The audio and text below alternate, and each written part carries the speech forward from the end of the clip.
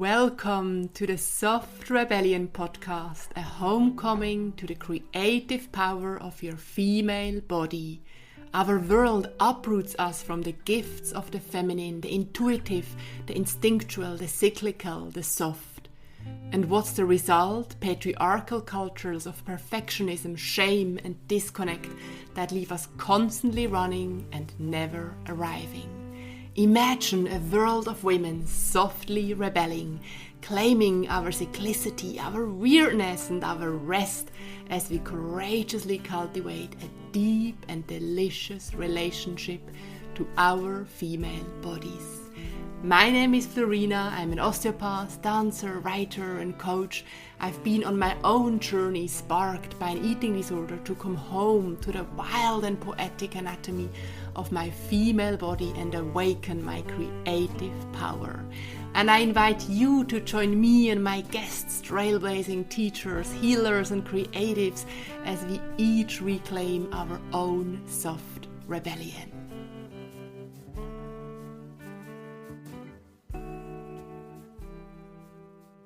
And in today's episode, I have the pleasure and honor to welcome Lara Owen, Dr. Lara Owen. I don't know where to start to describe this incredible woman. Lara brings a wealth of wisdom, knowledge, authenticity, inspiration, courage, creativity.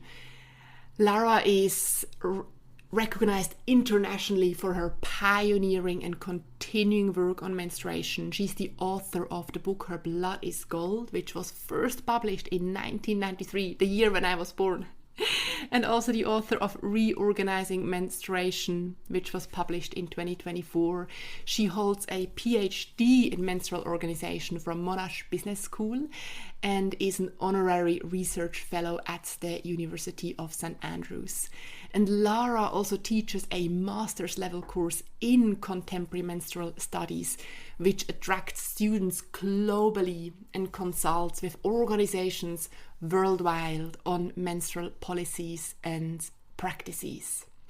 And yeah, this conversation, it was deep, rich, and I feel we traveled through so many aspects and layers and levels of the subject of menstruation. I myself actually, when we finished, in order to even be able to find a title or to write up show notes, I had to listen to the whole conversation again, and I hugely enjoyed it. Together we embarked on questions like, what might change if we treated menstruation not as something to hide, but as a source of knowledge about ourselves, our society, and the system we live in? And yeah, I'm not gonna say more. I just want to say enjoy, and I can't wait. I'm so enjoying receiving your feedbacks, and I'm really looking forward to hear from you and to hear how this conversation has landed with you and what your greatest takeaways are. So turn the volume up, lean back and enjoy. This is Dr. Lara Owen. Welcome, Lara, on the podcast. A huge, very, very huge warm welcome. Welcome. Oh, thank you, Florina. It's great to be here.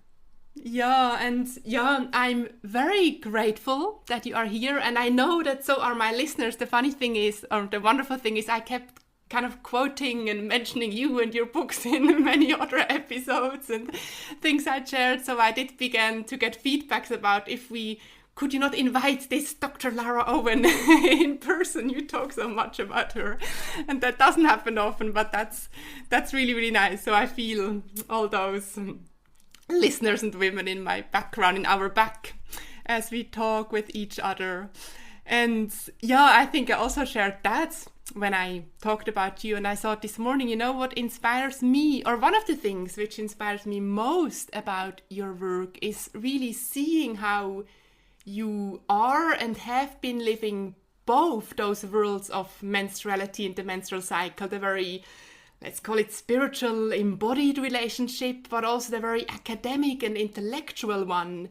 And this is the Softly Rebellious podcast. And I thought this morning, wow, isn't that in a way kind of an act of rebellion to be able to hold both ends? And you're walking this path.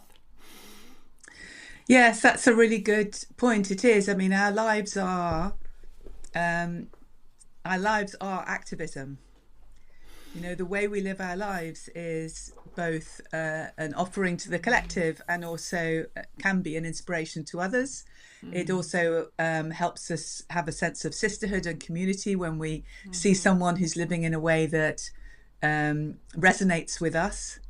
And I think it's really important to remember that it's your whole life, not to make your whole life hard work or anything like that, but that even the little things you do that seem to, you know, not be so important or society wouldn't see as important are actually important because they're part of your wholeness. And I think with any kind of work, that's important because being able to put your whole heart into anything that you do, you know, being dedicated, whatever it is you do and whatever part of your life you express that in, I find that an incredibly appealing characteristic in other people. You know, I have a great respect for it. And I think that's something, without necessarily articulating it when I was much younger, has been a sort of guiding light for me, is to go where I felt I could bring my whole heart to the work, you know, so not to do things that I wasn't aligned with ethically or that I was bored by or that I was just doing for the money. Not to say that money is not important, it is. But I always looked for ways to operate in the world in a way that I could feel good about and that I also felt energized by and excited by, you know. And I don't think we emphasize that enough. And instead, the popular thing now is talking about things like manifesting and, you know, creating abundance. And those are important, but they should be a byproduct, I think, of the fact that you're doing what you really are here to do, you know? Wow. Yes, yes to all, as you say, and I can, as you say, it's as I hear you speak, I can feel, you know, the beauty and the complexity of all you said at the same time, and this in a way is menstruation and the menstrual cycle for you, especially if we begin to bring it into bigger and greater fields. But it's so beautiful how you said you would go where you feel I could bring my whole heart. And makes me think of a conversation I had with Brianne Fass, who I'm sure you know. And she was saying how isn't activism the moment when we no longer fragment ourselves? Exactly. There you go. And yes. That's what you just said. Yes. Exactly. Yes, that's beautiful. And of course, growing up and living in a capitalist society, particularly the way it's developed over the last 20 years, it's, So I find it so painful, really, the way things are now. It's not everything. There are really great pockets and there are people doing amazing things. But this idea that if you're making money, whatever you do is okay, you know, that the primary goal should be making money, not, you know, something else. And somehow that really the ends justify the means, and that the ends is becoming wealthy. That is so fragmenting because it splits the soul off, you know. It just goes, none of that is important. How you feel morally, ethically, artistically, aesthetically, creatively about something isn't as important as making a lot of money. And that's what you should prioritize. And I've always really, you know, quite actively fought against that, which has meant that I haven't created as much money as if I'd have gone into another field. But I think the sense of satisfaction you have in your life and in your choices because they were made from a different place is that you can't put a price on that. There's no, you know, that's beyond any kind of monetary value, and that's what allows you to live a full life, I think. Yes. So I think that is a big part of why we currently have an epidemic of mental illness, actually, because people aren't encouraged to live life from the soul out. They're encouraged to live it from this externally imposed value, which is really quite empty. Exactly. And exactly that's the, for me, that's the, where if we, from that discussion, I feel very strongly, especially right now, you know, that I'm embarking in academics projects at the moment. And exactly that place, I feel if there we land, if from that place we really, truly want to lean into the menstrual cycle, or in that whole field, it's just impossible, or it becomes a real tension. I can't contribute to that society or just go in that speed and way of producing and doing, and truly, honestly, acknowledge or live the cyclical. It's a real, or that's a tension I'm meeting at this very moment, right? But yeah, I think that's why following the menstrual cycle in yourself and studying menstruation and menarche and menopause, the whole journey, is very confronting for mainstream neoliberal unregulated capitalism. I just did a review, not for publication, but just for my second year students, on all the work that's coming out at the moment, the research that's coming out on menstruation in the workplace. And it's so wonderful to see, because in many countries around the world, researchers, mostly almost all women, are bringing out research papers on menstruation in the workplace and on this very difficult issue of how do you live a menstrual cycle, how do you have a menstrual cycle without them even being interested in menstruality, just how do you stay healthy when you have your period, in a, essentially in a capitalist economy and a working system that prioritizes profit over the body. And the point where that discussion is coming to is it's circling around. No one's really getting to a solution. It's that we've identified the problem, and that problem is now being identified all over the world. So people are doing, interview studies and various other kinds of methods of finding out what people think and feel. And everybody knows everywhere this is a problem. It's an issue. And one of the papers I read recently, I've temporarily forgotten which one, but anyway, said that it seems as if the only way to actually move menstruation and being able to stay healthy around work is a complete transformation of our economic system. And that's really what I'm saying in Reorganizing Menstruation. Yes. I'm saying that this attitude towards the body, and menstruation is sort of like the canary in the coal mine or something about that, is that attitude to the body is antithetical to a neoliberal unregulated capitalist system. And that not only does it need a complete transformation, but in some ways menstruation actually shows us how to do that. And it can inspire us about what actually needs to happen. And that one of the central things is acknowledging the body and the feelings and these other parts of life, and also really acknowledging women's bodies. Yes. Wow. And I see different routes and paths. There is so much I want to ask on from there, but I'm also aware that we just did like a deep dive and we'll get back and more to the book.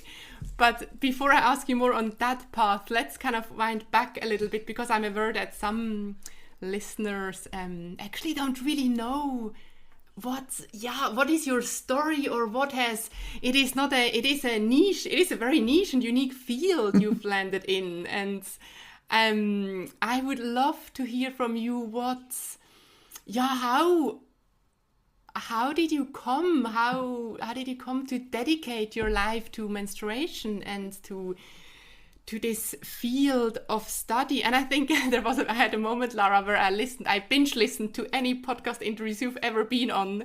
And when I listened to all those interviews, what really inspired me was, I remember you sharing several times how menstruation really has been also in very professional steps and moments an absolutely guiding light on your path. Is that right?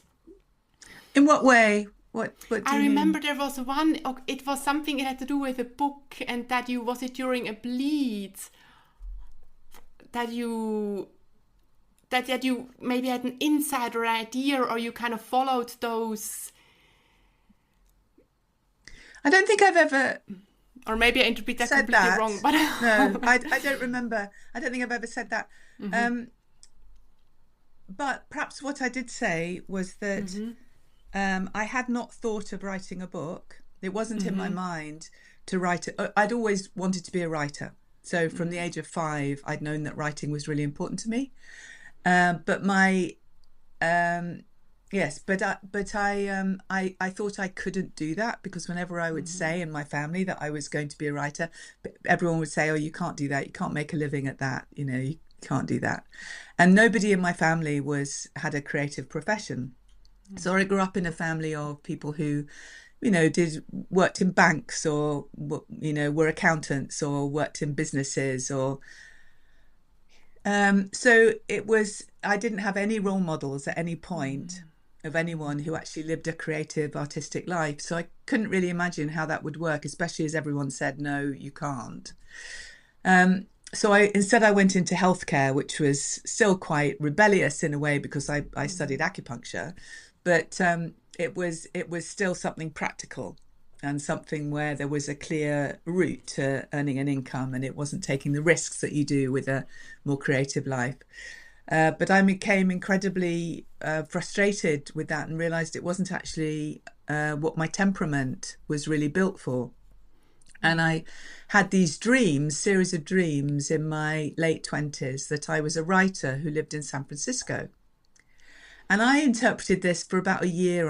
I was in Jungian therapy at the time. And for about a year, I interpreted it psychologically as, oh, my life needs to be more Californian, and I need to be more creative with my, you know, Chinese medical work, and blah, blah, blah, blah. Or write a paper. I wrote a paper on, you know, the treatment of certain, you know, illness through using Chinese medicine.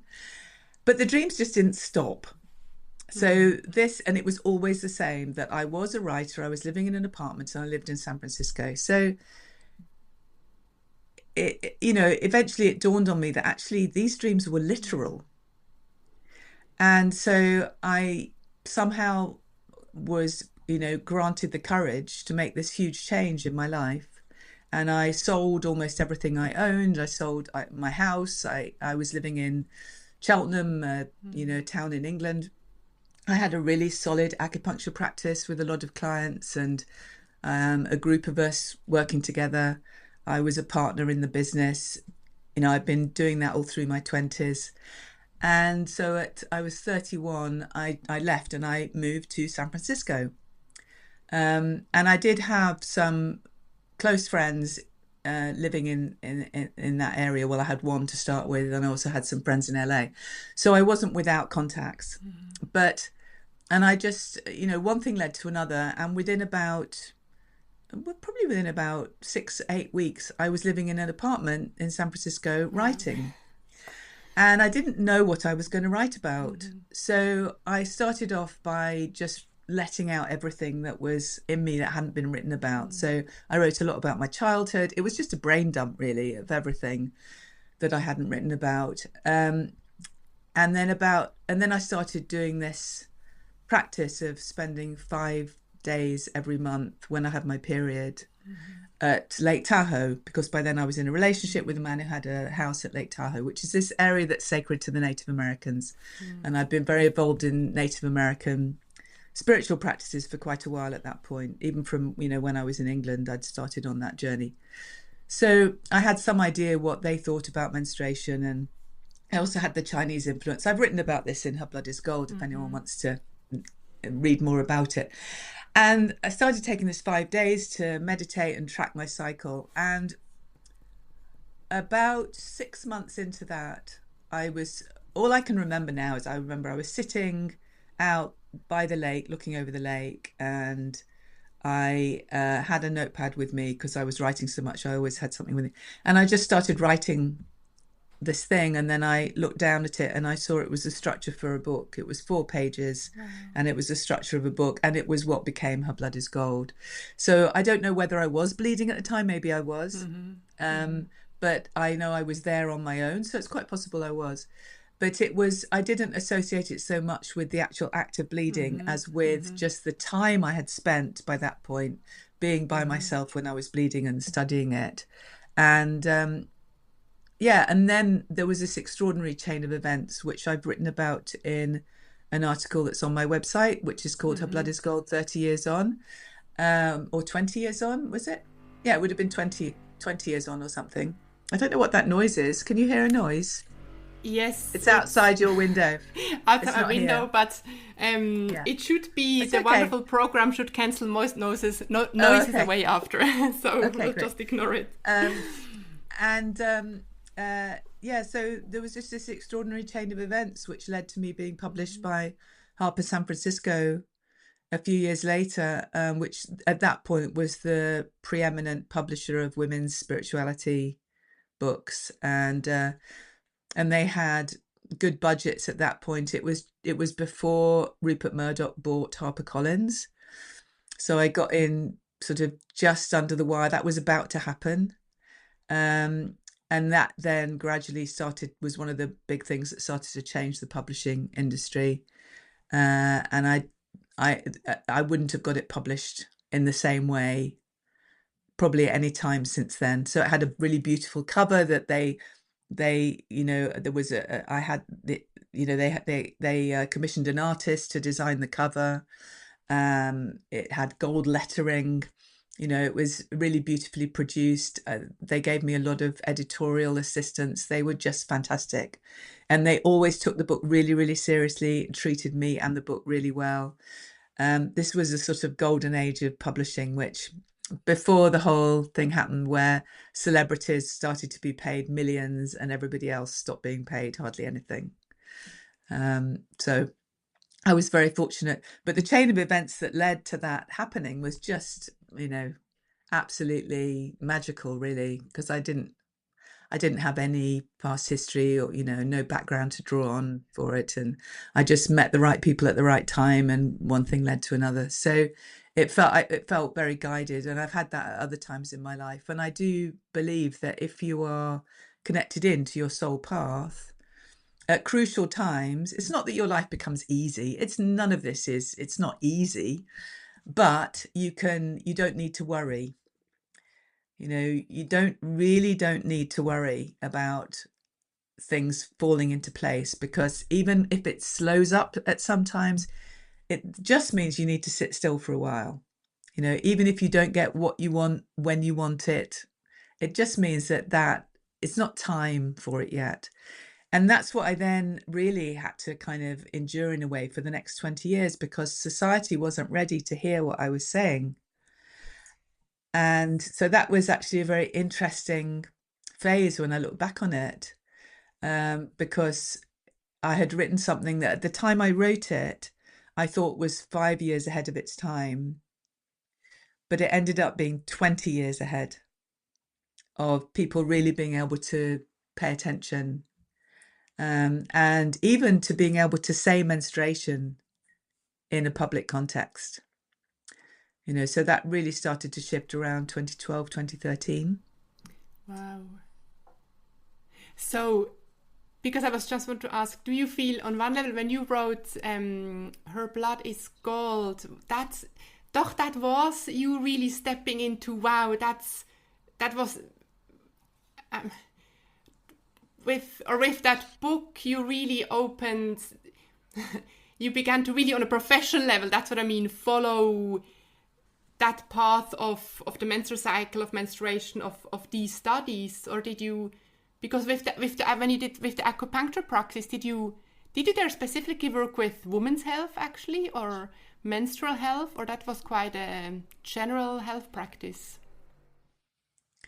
Yeah, but I started to attract, people with menstrual symptoms, partly because, the sort of the way an acupuncture practice still partly works, but the way it definitely was then was that the people who came to see you were people who had illnesses that weren't being dealt with by allopathic or conventional medicine. So I got a lot of clients who had endometriosis or PMS because doctors wouldn't help them. But I it's interesting, this idea of a profession. I mean, I still think of my primary profession as being a writer and a teacher. And menstruation is more a thread that I followed, that I felt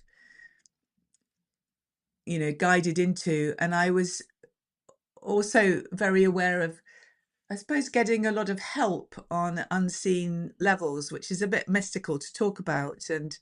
But I did feel really helped and guided, and that happened again when I started, when I moved to Australia. I mean, I had extraordinary dreams before I moved to Australia, where very interestingly there's always been more openness to talk about menstruation for a whole mixture of reasons. And that's where my research became funded in 2013. A sponsor came in wanting to fund me, and then I moved from that into doing a PhD, which I'd wanted to do for 20 years. I'd made all sorts of attempts to do a PhD, but I could not find the combination of an institution, supervisors, and funding that would allow me to do a PhD in menstruation in the way that I was interested in doing it, and that all came together in sort of 2015.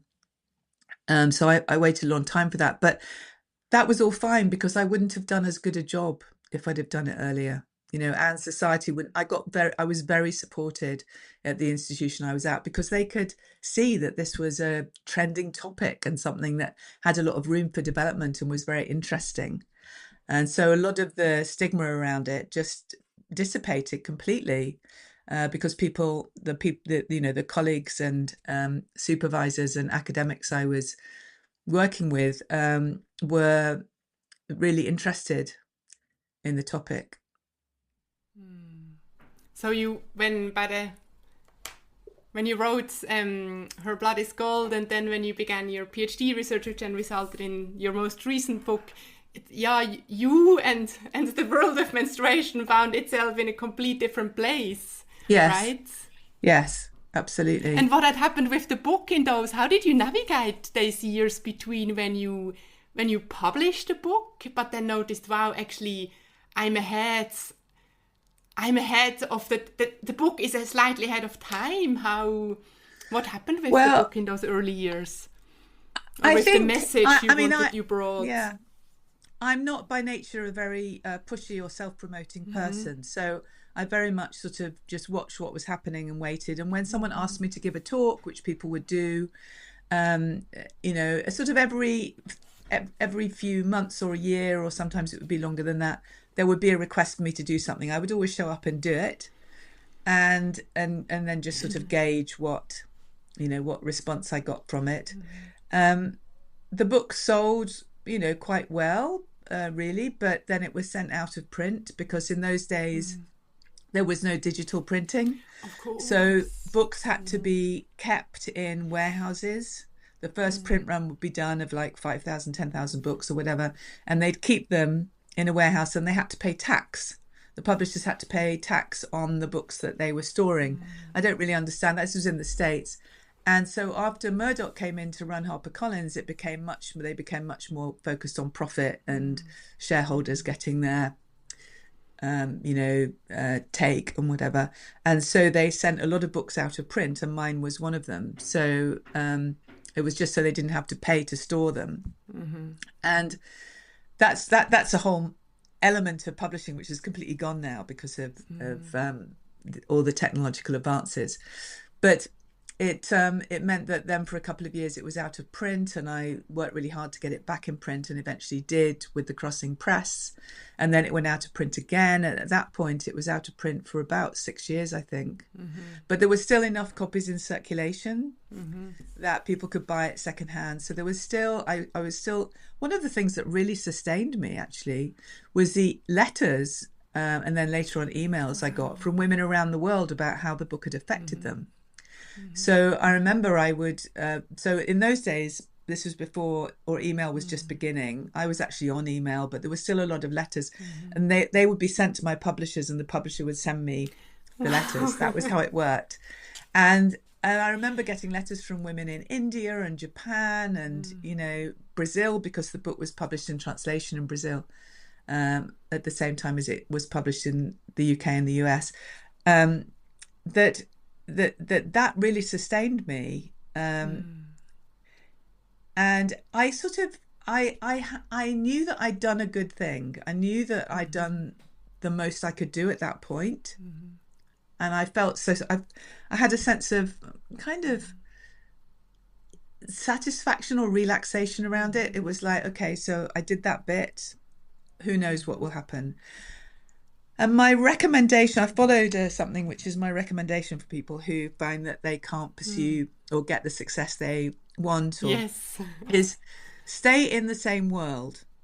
So even if you can't attain the goal that you actually want, like, you know, say for example, I didn't have a coherent goal of being published by Oxford University Press, but say I had that goal. I certainly had the goal of being published and being, I suppose, being better known, and knowing that my work had an impact. I think that's important. So in those years I stayed in the sort of vague realm of publishing. So I worked for a while as a developmental editor for a publishing company. I worked in a bookshop at one point for about 3 years, which I absolutely loved. It was a fantastic bookstore. And I always had writing groups that I kept going to. I would go to workshops and seminars around writing. And so that was still my primary sort of identity in a way, and a way I wanted to be in the world. Books had always been really important to me. Knowledge has always been really important to me. Even if I wasn't getting the success. And I remember when I went to apply to the bookstore for a job, I had just done a reading there for the second edition of Her Blood is Gold when that came out. But I was absolutely broke and I really just needed a job. And they had advertised, and I loved this bookstore. It was fantastic. So I went in and said, I saw your advertising. And the guy behind the thing said, but you can't work here. You just did an author event here. You can't do that. And I said, I can actually, and I really need a job. And, you know, books don't make much money unless they're bestsellers. And, you know, and anyway, they hired me, and then I became their, after a little while, I became the author events coordinator, and I started doing big events for authors, which was really interesting. So you have to be humble. Whatever you're doing, you know, stay humble.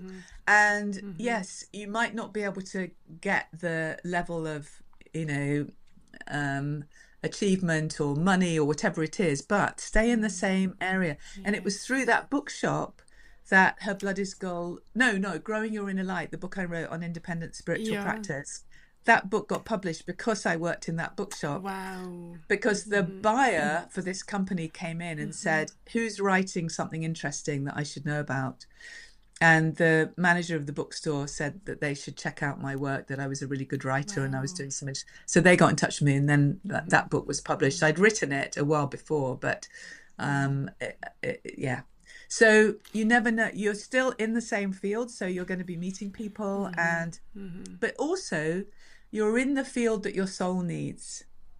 Yes. You know, so when people say you need something to back you up, like you should train to be a school teacher, or you should train to be a typist, or whatever it is, typists don't exist anymore, but you know, whatever it is, that's okay if it's still in your field broadly, but if it's not, don't get distracted. Don't go down a route that will not take you anywhere closer to where you want to go. Because it is a bit like if you're a bit lost you do feel a bit lost when you have something you know you're really passionate about. Like, let's talk about menstruality now, the situation we're in collectively with that. It's a difficult time because we're seeing a lot of research come out, but practically none of it is on menstruality. And there's all sorts of historical, reasons, structural reasons for that. But that's partly why I teach the master's level courses I teach, is to give people who are interested in menstruality the skills to be able to do proper research that will be taken notice of.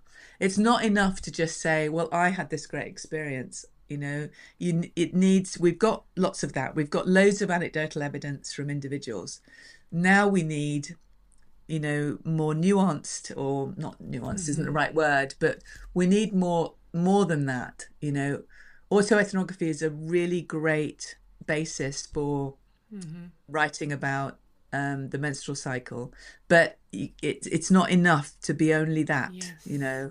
We need to do other kinds of research, and we can blend autoethnography with interview-based research or other sorts of qualitative methods, but we need to have a lot more volume yes. of that in order for the world to actually start to acknowledge that, yes, paying attention to your menstrual cycle is actually really valuable for women. And so in the meantime, what do? You develop your skills so that when the moment comes, you're able to go, yes, I can do research on that. At some point, somebody is going to get major funding for this, but we're not there yet. At the moment, the major funding is coming in for broad surveys, for endometriosis, for human rights issues. That's where the big funds at the moment, yes. such as they are for menstruation, it's still a very limited field in terms of getting funding. And at some point, somebody is going to say, okay, here's, £1 million for a 3-year study on what tracking your menstrual cycle and understanding it and practicing, following your body, what effects that has, or whatever. Somebody is going to do that at some point, and people need to be ready for that. They need to have the skills. So stay in your field is my advice. And briefly, it's so I want to say inspiring, but I always find it very encouraging to listen to you, Lara, and to listen how you navigated, also moments exactly of where you were broken and didn't know how, wow, this might be a dream. But there is something I hear something very earthy and trust in when you speak, which is why I keep listening to podcast interviews with you.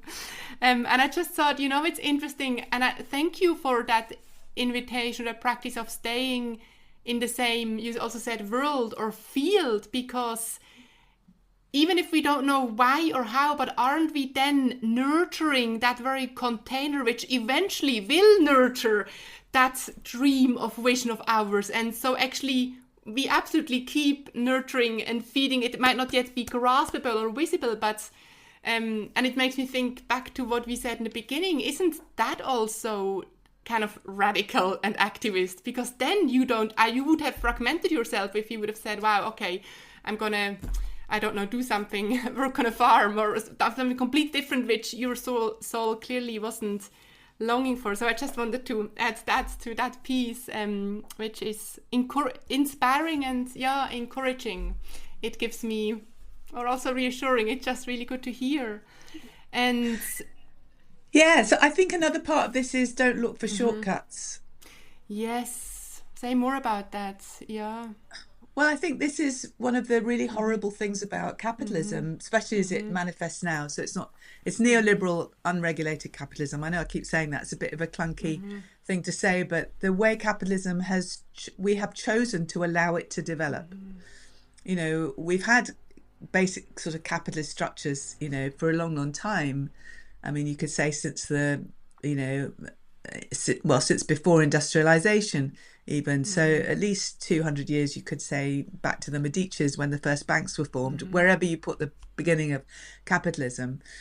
But we've only in the last 30 years had this version of capitalism, which is like, it's so unregulated, and where even like in this country, even a Labour government behaves like, you know, as if they've all been indoctrinated with neoliberal capitalist tropes, where you know, you just will cut the winter fuel payment to old people, you know, pensioners, elderly people, in order to get that money, because who cares about them? You know, we'll just claw that money back because some of them don't need it. You know, it's just, they just have, in a way, sorry, this is a bit off track, but maybe it'll bring us back on track. They are performing a particular kind of heartlessness. It's that signals we are proper capitalists. That is what a proper, you know, a contemporary capitalist will do. They're heartless. You know, when we look at what, you know, some of the tech billionaires and some of the politicians, particularly in the US, but we also see some of it here, the pronouncements they make, the destructiveness that they enact, the lies they tell on social media, the ways they try to destabilize other countries so that because they'll make some kind of profit out of it. You know, the way anything that they do is okay because they're trillionaires. You know, it's disgusting. But what it tries to train us in is this idea that being obscenely wealthy is a good thing, something to aim for, which really isn't. And also that, you know, lying, blagging, making stuff up, you know, is something to aspire to as a value. And part of that is about shortcuts. So wanting to be rich really young, you know, wanting to, you know, what is it? Fake it till you make it. Now, there is an element of that which is useful, which is to do with really self-hypnotizing yourself out of feeling inadequate or out of having imposter syndrome. But the phrase fake it till you make it is awful, really. Because if you achieve success on the back of having faked it, you haven't been teaching yourself along the way the value of authenticity. And when you say you feel comforted by listening to me, I think part of that is because I put a really high value on, I mean, not being authentic in that I don't put my every feeling all over social media. That's not authenticity, actually, I don't think. But I have made it a practice of my life to stay in touch with what's really important to me and to locate that in some kind of a moral framework. So two really big influences on me have been the Christianity I grew up with and then the Buddhism I adopted later on because Christianity didn't meet some of my needs, I think, partly in terms of the understanding of the nervous system, which is much more developed in Buddhism. And if you're going to live a brave life, you need to be able to regulate your nervous system. And so a meditation practice has been so important to me in my life. So I think that keeping yourself on track is something that is disruptive to capitalism. Tries to this particular version is always trying to destabilize us by telling us that we're not enough unless we spend money. So whether that's cosmetic surgery, you know, whether that's, you know, constantly buying new things, going on expensive trips or whatever it is, it's all about sort of, in a way, sucking us dry. I should stop talking. I've been going on for ages, but no, anyway. no. It's very interesting because, you know, I was the last few weeks I was thinking a lot about how also the very practice of menstrual cycle awareness becomes in a way co-opted and so easily. It's such a thin line. That's what makes me almost angry. It's such a thin line between this practice of menstrual cycle awareness, which has such a potential to bring us just really in touch with ourselves, our body, but it's such a thin line between it opening up that field or it opening up that field for another practice, just strive for exactly self-improvement, self-gain, individual, like all those neoliberal values. And exactly that's why I feel it's so important that we have this conversation and that you teach your course and that we can look at the menstrual cycle awareness and menstruality really through those different streams or lenses and see what it has become or can become. Yes, that's right. And at the same time, I think I need to acknowledge how much pressure there is on people at the moment. You know, the pressure that just to find somewhere to live, it's horrendous. Which used to be something that, it's not that it was simple for people, but it was affordable. You know, the rise in the cost of housing, you know, in so many parts of the world has just become unaffordable for people. So I think it's probably, even though we've got rid of the class structures that made it difficult for people to really own their own lives, right? So we've got rid of a lot of that. We've evened out the playing field more by women being able to get educated and more people being able to be educated.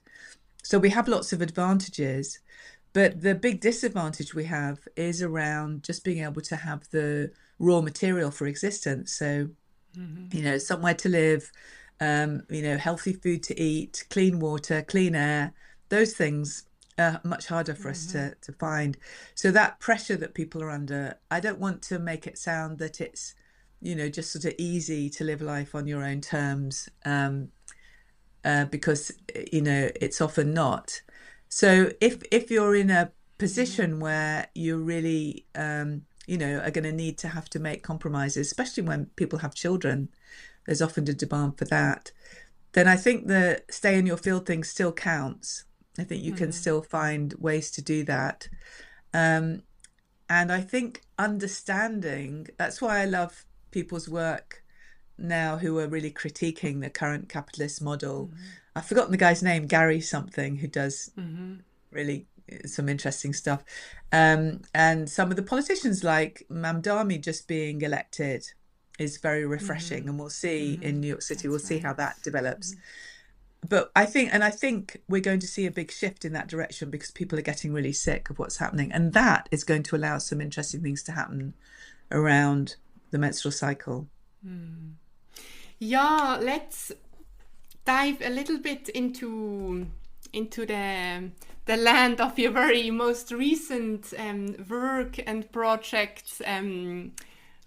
In the beginning, I had this idea, and it can go there and does not, to also have but maybe actually that's really the moment to talk about that, because that question from what you just said, right? Doch, then that question really becomes alive in me. So how, with all the menstrual cycle work I do, how can I bring that into the mainstream? How can I influence the mainstream? How do I carry that practice, which I talk about me, and I think of probably also lots of listeners, right?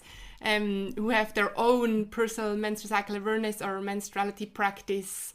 And how can we carry that out? And I don't know if you want to, maybe this is the moment where we first want to talk more about the book Reorganizing Menstruation. What was the big why and reason and kind of urge behind that? Because that's what you do there. You bring the conversation of the menstrual cycle into different settings.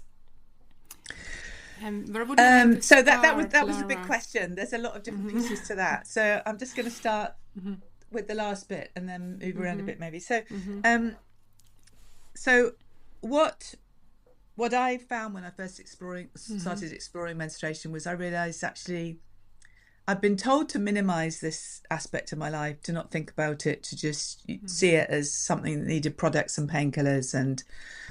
But then, of course, as many people find, once I started to actually look at it and live it, I realised it was actually really important for me, and that, you know, particularly if I suppress my period through being on the pill or other kind of hormonal contraception, that really seemed to affect my centeredness in myself, that I needed the cycle. And that in a way it was also part of negating the potential wisdom that I found was gradually being developed in me through practicing menstrual cycle awareness. Now, it turned out for me that I would actually stay focused on that topic of the menstrual cycle, but I didn't particularly want to start with. I remember after I published Her Blood is Gold, someone said, "So you're going to carry on with your research into menstruation?" I went, "Oh no, I've done enough of that. I'm not doing that. I'm going to do something else." Because it was such hard work dealing with something that, I couldn't talk about easily without people telling me I was, shouldn't be talking about it or whatever.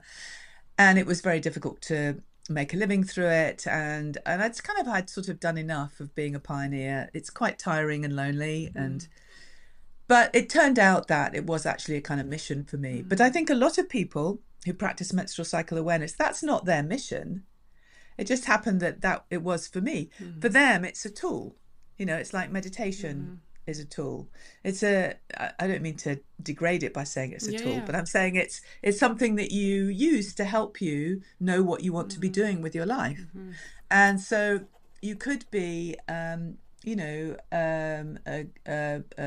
gardener or a landscape designer or a horticulturalist whose passion is for plants, who finds that by following your menstrual cycle and adjusting your physical work to the time of the cycle that you're at, that maybe, your symptoms get better, or you feel stronger psychologically and you're able to set up your own business because you feel stronger, or, that it has some positive impact on your life. But it's not that your work is about the menstrual cycle. So I think that's an important distinction to make. I don't think everybody should at all be like me. It just so happens that was my, mission, if you like. It turns out to have been. It could have gone other directions. I actually really love writing fiction. I could have written, different kinds of things, but just this is how it went. In terms of why reorganizing menstruation, it's because it's a hidden part has been a hidden part of life that's actually important. You have to ask the question of, well, why has it been hidden? Why has the stigma around it, why did that get worse the more dominant the capitalist model became? And what does that suggest about ways that paying attention to this thing that's been hidden might be disruptive of that capitalist model, and also show us ways through that to another kind of imagination of society and economics? So at the same time as I was interested in the body, I've always been interested in socioeconomics, and how society organizes itself. Because we take a lot of that on as just a given of, oh, it has to be this way. But actually it's not. Decisions are made by human beings all the time. And one of the decisions that collectively we've made is to, let people earn more than, $200 million or something. I mean, who needs $1 billion? Who needs $1 trillion of personal wealth? Nobody. Absolutely nobody. But we've allowed that to happen, and we sort of treat it like a sacred cow. Like, of course you can't, a state can't take all that money away, but states can make those kinds of decisions. It's like what Norway did with the wealth that they were getting from North Sea natural resources, oil and gas. They decided that no one was going to make individual profit from that. It wasn't going to go to corporations, that the profit would become a wealth fund for the country. So Norway has become a very wealthy country, and every inhabitant of Norway has become the beneficiary of this through their incredible social services, etc., etc., because of what they decided to do with that wealth. The UK could have decided to do that, but it didn't. It decided to follow a conventional capitalist model and let the market regulate itself, and let shareholders, so the few, be the beneficiaries of the North Sea gas boom that we had in this country. So countries make decisions, states make decisions, people in positions of power make decisions. And so reorganizing menstruation is about what menstruation shows us about those decisions, and how it offers a possibility of looking at life more through the lens of the commons, which is where everybody owns parts of life that always used to be owned by everyone, literally the commons, the part of the land that everybody could put their animals on, or use for festivals or whatever. And the amazing thing about menstruation is it's part of the sort of symbolic commons, in that it's the part of the reproductive life of women that almost all women experience. So not everybody has children, not everybody has grandchildren, and not everybody even gets pregnant, but almost everybody has periods for at least a piece of their life. So it's the most common experience in reproductive terms, that reproductive health terms, that women have, or that people with female biology have, and so that gives it a kind of and that the fact that is the most stigmatized bit of women's bodies, it's just a fantastic sort of patriarchal coup in terms of how do you keep 51% of the population feeling like they're less than the men. You tell them that this fundamental thing that they do that they can't not do, and that they all do, you tell them that it's stinky and wrong and bad, and they don't, they shouldn't talk about it and shouldn't pay any attention to it. So when you reverse that and you start saying, well, actually, it's a really useful thing, it's a powerful thing, it's a beautiful thing, then you start to really reshape the fundamentals of patriarchal capitalism, which are based on a few, usually white men, being obscenely wealthy. And it always has been a model that has been in the background, if not the foreground, of capitalism. And it's it's really antithetical to the needs of women and children. And a lot of men too. It's so wonderful because I've obviously read the whole book, but I feel I've just now you one-to-one explaining me very short and sweet with lots of good metaphors what the book is really about. I'm just getting it, even just dropping deeper into the very book. Do you write that in the book, that menstruation is like a kind of a symbolic common? Yeah, I'm not sure, but I just didn't mark that part. But that is such a good, that's such a good image to understand how we can then, the potential of that turnaround, right?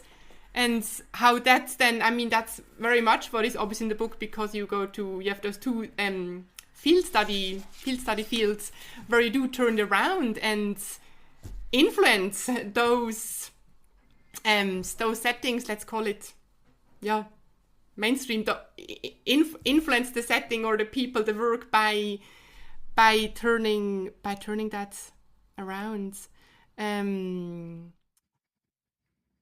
I think that book, because it was based on a long period of research, and there's a lot of thinking, and an awful lot of reading over a long period of time. It's a very dense book. So, and I could have written it in a different way, but I wanted to do a very academic book. It was just in me, and that was how it came out. But I don't know that I explained that bit that I just explained to you as clearly in the book. That was just very clear. And I thought I should actually write a really much simpler version of what's in the book, and even just publish it as a blog on my website or something. Just what is this book really saying? Because when you write academically at that level, that's not the style of the writing. Right? You are sort of depending on the reader to figure these things out, and some of it, it is. It's the kind of book that you could read quite a few times, I think, before you got all of it. So, and it is very much designed for the academic context, but I'd like the thinking in it to be more accessible. So I should do that. I'll put that down as another project. You should absolutely do that, because as I listened, in me, that question got alive. Well, wow, how in my as big or small world, how can I turn that around? How do I want to reorganize menstruation, or the narrative menstruation, in my very, again, small or or large life and setting. But it's a, it's obviously very complex. But there is also there was such a infectious simplicity also in it, or just like like an aha moment. Wow, gosh, yeah, that's what happened. And so we're in the process of a revolution, really, if you think about it, because the numbers of women now who are menstruating with awareness of their menstrual cycle, whether it's through Red School or other trainings or reading Her Blood is Gold, or whether it's through using an app. Now, using an app is a slightly different way, but still it puts somebody in touch with their menstrual cycle. It means that the level of menstrual literacy has gone way up in the last 10 years because of apps, as well as because of people studying, but also because people talk about it. Now, some of that talk doesn't go very far and it just stays at the level of complaining or hating or wishing it didn't happen or whatever. But at least there's actually awareness of the cycle. So this actually is revolutionary, I think, in terms of how we relate to our bodies. Yeah. And also and through that, this collective sense of what I'm calling the menstrual commons. Yeah, go ahead. No, I just felt, it begins with, let's say, our individual awareness, but that's exactly how it is also a collective awareness. Yeah. And that's how we all individually then, but collectively or not, Lara, that is how we begin, maybe unconsciously for some, to reorganize how menstruation, the menstrual cycle, how it is seen in society, what place it gets, and how there is something about responsibility and agency. It's not I bring my cycle and my cyclical being into the world, rather than someone is deforming and shaping how my cyclical body should be. But I say that's that's a huge piece of it. And I think it's important to understand, and it brings us back to what I was talking about at the beginning of this review of the research that's come out this year on menstruation in the workplace, and how the same things are happening all over the world, that academics are doing research into menstruation in the workplace in many, many countries. At the moment, it's still at the level of something needs to change and nobody really knows quite what it is. But the fact that this is happening everywhere, that this discussion is going on in so many places, shows that we are reorganizing menstruation, right? But we're still at the level of trying to figure out, how do you match this awareness of the body with the demands of contemporary capitalism and the kind of jobs that we have and productivity. We've been given a big piece of help, actually, weirdly, by the COVID pandemic, because that normalized working from home and flexible working, which up until then were largely ideas, wishes. People would wish for being able to work at home more, or they wished for more flexible working. And some workplaces had it, but it was, and especially where women worked, but it wasn't yet sort of normalized or formalized or whatever.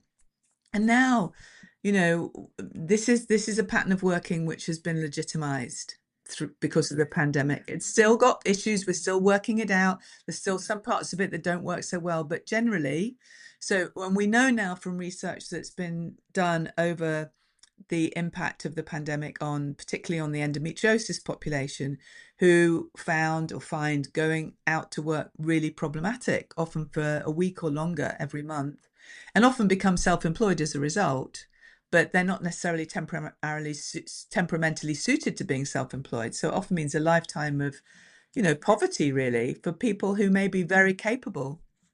So they have really experienced that their symptoms have got better because they've been able to work from home. So it's not only that they've been able to keep their job, but that they actually feel better, because endometriosis reacts really badly to stress, right? If you're going into the office every day and you don't get any respite from that, then often endometriosis, as well as other menstrual symptoms that people have, will get worse.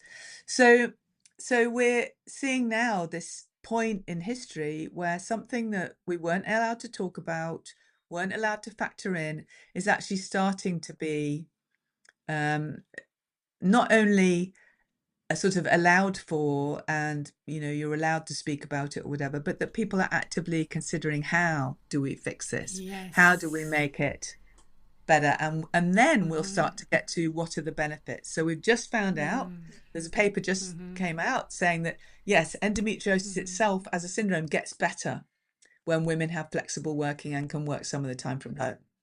So that's really an important piece of information. And then the next stage from that is going to be women's mental health is better when they can follow the menstrual cycle. That will be the next probably big piece, hopefully. There's a lot of research going on now into mental health, the link between mental health and menstruation. And actually there's a free ebook that just came out that I want to recommend for anyone who's interested in that particular topic. And it's by it's Frontiers in Psychiatry is the journal, and they've just done a special issue on menstruation and psychiatry, and it's a free ebook to download, the special issue. I'll find it and I can put the link to the show papers. notes. I'm sure that will interest people. And there's a group, if anyone's interested in following along with this a bit more, there's a group at the University of Exeter called the 4 M's. Yes, that's a great group. Which is menstruation, maternity, menopause, and mental health. Those are what they're calling the 4 M's, and that's now they have regular seminars that are free to attend, groups, discussions, and they're also doing a lot of research there on mental health. So that is going to be another shift. So each time we go through one of these and we get more information, that's why the academic field is so important for this, that we actually need grounded research to show us why following the menstrual cycle and honouring it is important. Yeah, and that's an invitation for you to talk a little, tell a bit more about your course, which is, can people still apply? It's beginning in March, right? Yeah. So applications are open. You tapped onto it a bit earlier on in the conversation. You kind of tapped into that, over to you. Say a bit more about what the course, for who it is for, and maybe very much what is the vision, or what is its purpose? Because that's the interesting thing. Yeah, so the course started in 2022, so next year will be its 5th year of running, and it started as a year-long course. There's now also a second year, and it's a master's level course, and what the genesis of it was that I had mentoring. I do some mentoring, and I had this mentoring client who at one point said, I just want to know what's in your head. I just want what's in your head to be in my head.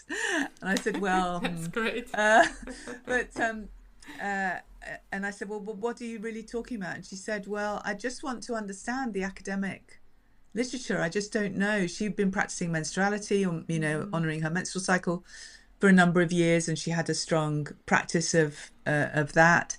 And she said, but I just don't know enough. And I also at the same time had another client who was doing a PhD, but she was in the position many people find themselves in, of doing a PhD on menstruation with supervisors who didn't know much about the literature on menstruation. So I realized the important thing was to bridge those two worlds of menstruality and menstruation in academia, and that they weren't actually speaking to each other. And that really, for us to progress, that needs to happen.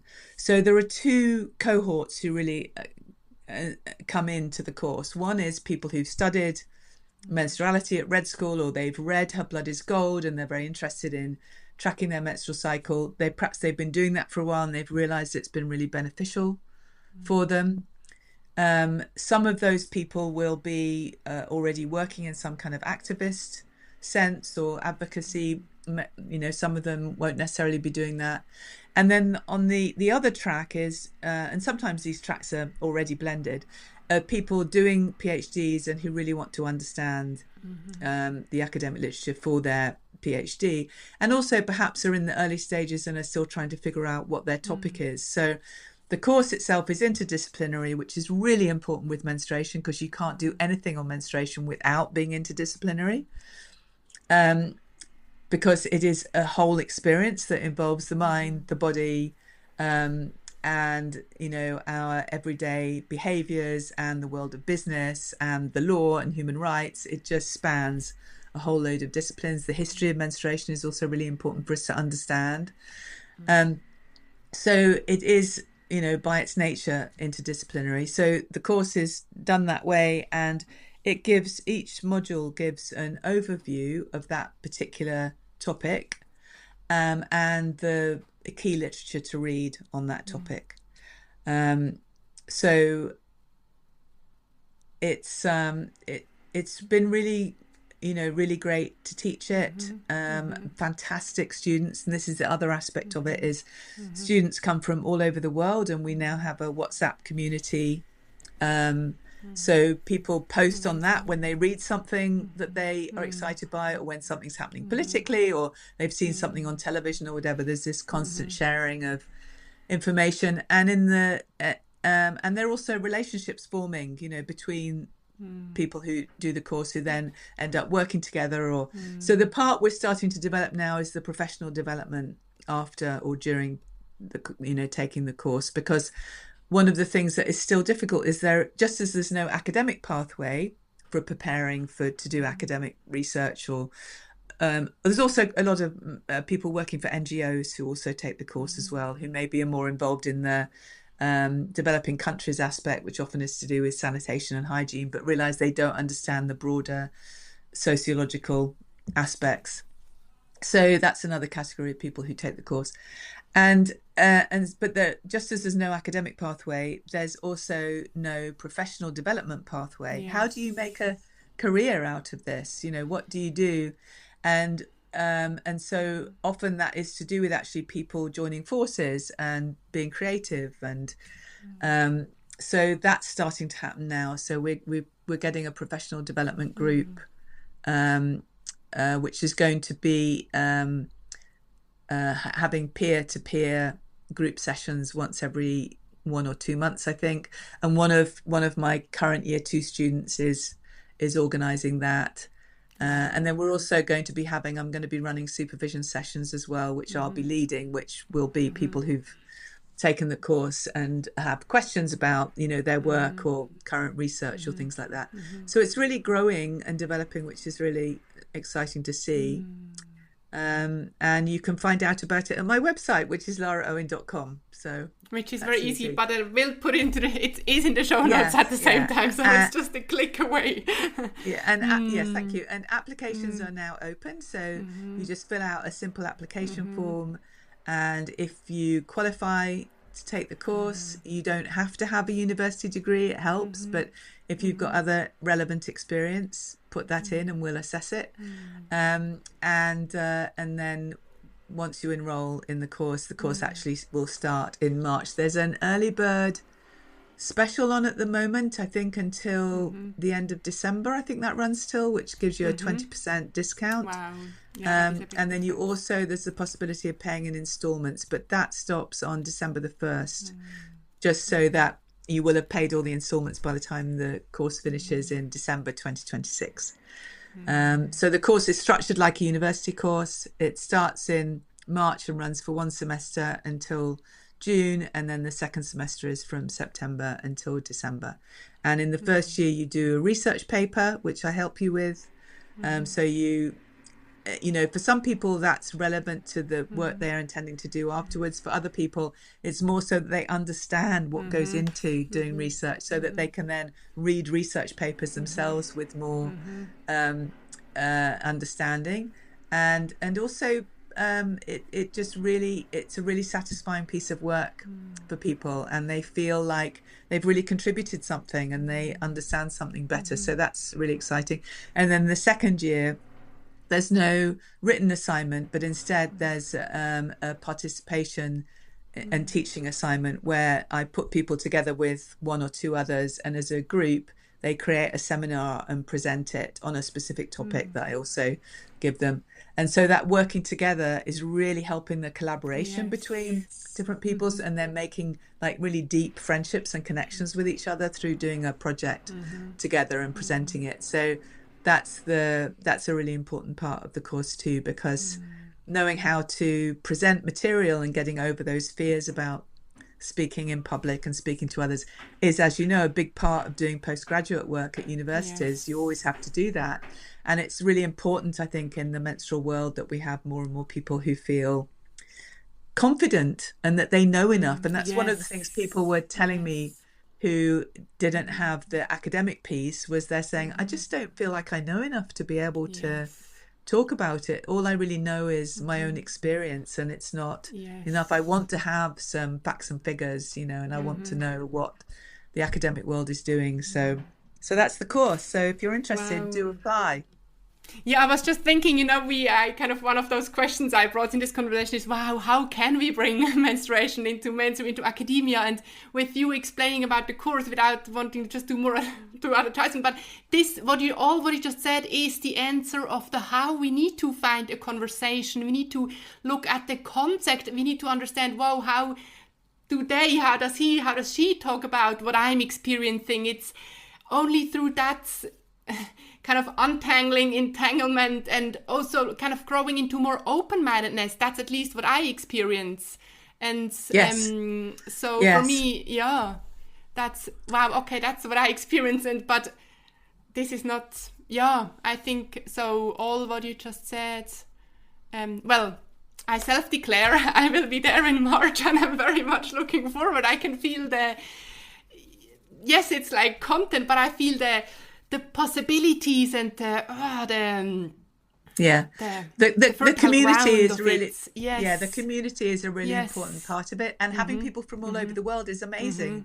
I mean, it's incredible to sit in a seminar with someone from Bolivia and someone from Sudan, and you know, someone from all these different parts of the world who can say, well, in this country it's like this, or you know, I've never heard of that, what are you talking about, or whatever. So that's a really important piece of it. Of course, it's taught in English, so you know, there's that whole people have to have the privilege of being able to understand and speak English, but that's part of the academic world, you know, is that papers are generally published in English, and you really do need to know English in order to master a field. So we just have to put up with that. But I am working towards teaching the course in Spanish. Wow, that would be amazing, Lara. Wow. Yeah, because there's a lot of people in Latin America and Central America who are interested, and the book has now been published. Her Blood is Gold has now been published in Spanish. So I'm looking at doing that, but it will be a slightly different course as a result. But so it's this I think is the next stage, because you know, a bubble is really important, right? You develop ideas and you grow by feeling safe when you're in a bubble, and menstruality in a lot of ways has been a bubble, and in that way it's also been exclusive and excluding of people who don't, for whom, you know, the mystical path or the self-centered, I don't mean self-centered in a negative way, but the inner life path is not their thing. So it excludes a massive part of the population, and somehow we need to now shift into a more mainstream friendly way of communicating, and that means you have to bring in facts and figures, and you have to reference research, and you have to think outside of that bubble. And my hope is that collectively we're ready for that now, and that in that way the menstrual commons itself as a whole matures. It goes up to another level of understanding and confidence, and a big thing in this is confidence, and we all have to support each other in that. Wow, I get goosebumps, and it's actually wonderful. You know, that picture with the bubble. I think like, wow, I just thought, wow, gosh, yeah, actually it's also very not inclusive. If I just stay my whole life in this bubble thinking, wow, I discovered this beautiful practice, it's really helping me. But then I have this imagination, you know, if we allow the bubble to kind of become more porous and maybe transparent, but if we are collectively in a group, we can still also collectively kind of hold that bubble. But yes, I don't know. I just we can make the bubble. We can make it bigger. The whole world, yeah, bigger than the world. We can and gain strength, in the process. And also allow, maybe things which I then with that new openness encounter in the outside, which might very in a nurturing good way change the inside of my bubble. It's not just the only truth came to work with. Yes, that's right. I mean, if you read the last bit of Her Blood is Gold, you'll see that even then, writing in the early 90s, I had this vision of a world in which women were free to experience their menstrual cycle in the way they wanted to and the way that worked for them. And that's still, that vision has sustained my work all the way through. And it's still the case that, for some women, that's going to be fairly minimal, the amount of attention that process demands of them and that they want to give it. Whereas for other women, it speaks very loudly and it's a big part of their life. And that in a world that was really, honoured the female body, we would be free to experience that in the way we want to.